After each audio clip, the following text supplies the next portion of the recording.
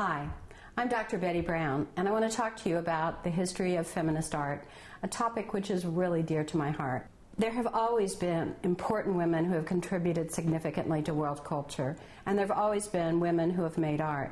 But it wasn't until the 1960s and 70s that, in Western culture at least, women began to acknowledge they needed to change the cultural context of art production and reevaluate it and make a more assertive contribution to it. Some of the important feminist writers, people like Betty Friedan, instigated this, as well as important women politicians. But among the artists, perhaps the best known is the iconic figure Judy Chicago. Judy was born in 1939 and went through an entire art education without studying about the accomplishments or contributions of any women artist.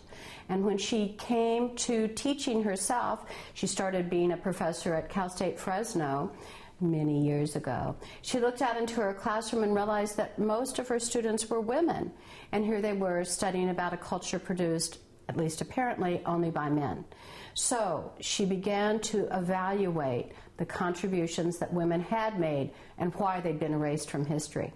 I'm sure you've heard about her iconic dinner party, a multimedia installation artwork that honors over 1,000 women and their contributions to world culture.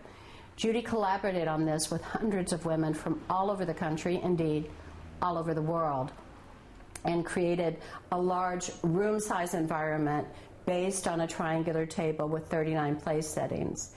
And it is now finally on permanent installation, permanent view in New York, where everybody can see and I'm sure be moved.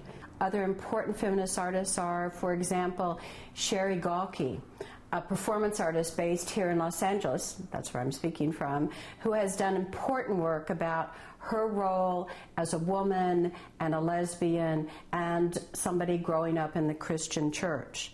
Another important feminist artist is Faith Ringgold, who happens to be African American and has employed African American narratives with the American tradition of quilting to create powerful feminist artworks.